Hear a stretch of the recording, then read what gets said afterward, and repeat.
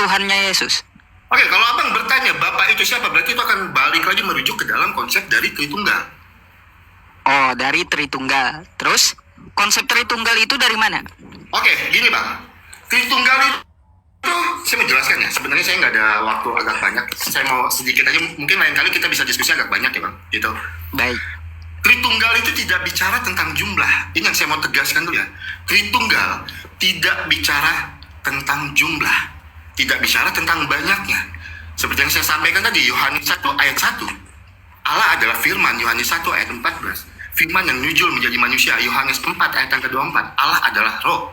Jadi Tritunggal tidak bicara tentang banyaknya atau jumlah.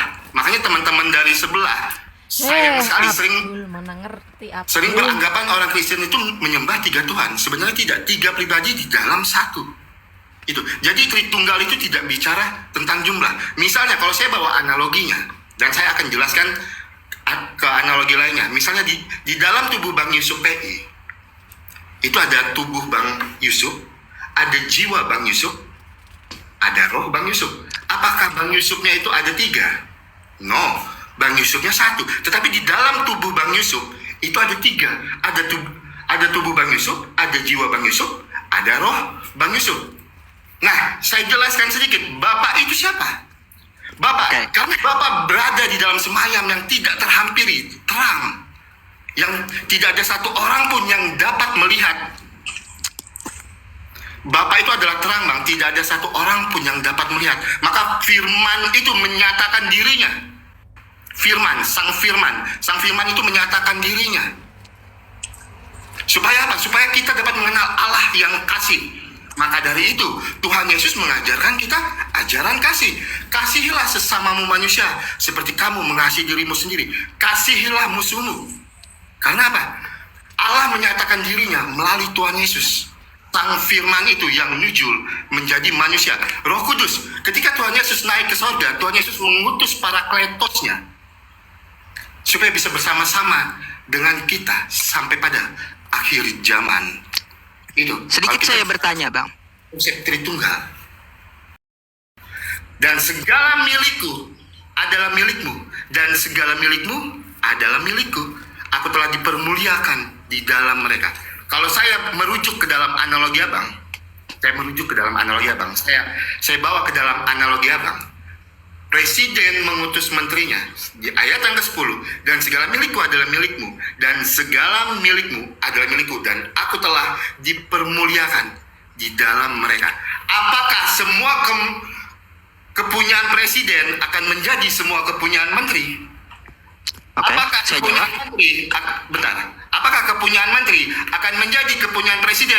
Apakah istri menteri, istrinya presiden? Apakah istrinya presiden, istrinya menteri? Karena di ayat yang ke-10 jelas sekali. Dan segala milikku adalah milikmu, dan segala milikmu adalah milikku. Tolong abang patahkan analogi Yohanes 17 ayat yang ke-10 dengan analogi abang. Silakan. Baik, Yohanes 17 ayat ke-10. Kalau Anda membawakan dengan seperti itu, apakah mengubah status kepresidenannya? Coba silahkan dijawab. Abang patahkan dulu, abang yang membawa analogi itu. Abang patahkan dulu. Iya, begini. Baik, saya jelaskan ulang. Abang membawa Saya jelaskan ulang. Saya minta abang patahkan Yohanes 17 ayat yang 10 dengan analogi abang. Silakan. Oke. Baik. Jadi begini. Ketika saya seorang presiden menugaskan menteri saya berikan dia mobil, saya berikan dia operasional, terus saya berikan dia kekuasaan untuk menjalankan tugasnya. Apakah dia akan lebih tinggi daripada saya? Apakah akan mengubah status saya sebagai presiden? Jawabannya tidak. Jawabannya tidak sama sekali. Maka dari itu Yesus berkata di Yohanes 13 di ayat ke-16, seorang hamba yang diutus tidak lebih tinggi daripada yang mengutus. Seperti itu. Oke, boleh saya tanggapin bang? Udah selesai? Silakan. Oke, Bang Yusuf, luar biasa ya Bang Yusuf. Itu, abang di situ tidak bicara tentang apa yang abang sampaikan tadi, status.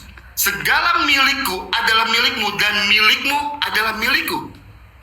Milikmu, milikku. Milikmu di situ merujuk kepada siapa? Dan milikku merujuk di situ tidak bicara tentang status. Bisa dibedakan dulu, Bang. Itu tidak bicara tentang status. Segala milikku. Yang saya yang saya mengikuti analogi Abang. Saya tidak membawa analogi saya membawa analogi Abang. Saya mengikuti analogi Abang. Milikku adalah milikmu dan milikmu adalah milikmu. Seperti yang saya analogikan tadi, tolong Abang patahkan dalil Yohanes 17 ayat yang 10 ini dengan analogi presiden mengutus menterinya tadi. Patahkan. Apakah istrinya presiden, istrinya menteri? Istrinya menteri, istrinya presiden. Yang saya mau itu, tolong Abang patahkan analogi Abang untuk Yohanes 17 ayat yang 10. Karena Yohanes 17 ayat yang ke-10 sedang tidak merujuk untuk status, Bang. Tidak. Baik. Oke. Gak usah saya deh, Bang, yang matahin ya. Kayaknya gak usah saya yang matahin, tapi Yesus aja ya langsung yang matahin, Bang ya. Nih, kata Yesus, mari kita baca, Bang. Ya. Aku berkata kepadamu, sesungguhnya seorang hamba tidaklah lebih tinggi daripada tuannya, ataupun seorang utusan daripada dia yang mengutusnya. Jadi, Bang ya, mau kayak gimana pun dibolak-baliknya, dipuntal-puntalnya, dibolak-balik sampai jungkir balik, itu tidak akan mengubah statusnya, kata Yesus. Jadi seperti itu. Jadi bukan saya yang ini, Bang, bukan saya yang menjawabnya, tapi Yesus sendiri di Yohanes 13 ayat 16 gitu. Yes, itu berarti Abang tetap merujuk kepada status, kepada utusan yang Abang maksudkan tadi. Tapi analogi yang Abang bawa terhadap utusan tadi itu tidak mampu mematahkan satu dalil saya, Bang. Yohanes 17 ayat yang 10 tidak terpatahkan. Segala yang saya bilang, segala milikku adalah milikmu. Abang pahami sedikit.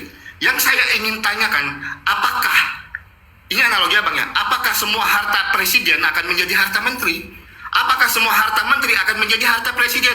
Kalau memang Abang membawa analogi tentang engkau utus, yang Abang maksudkan seperti itu yang mau saya ini. Dan Abang harus paham dulu tentang kata utus di situ.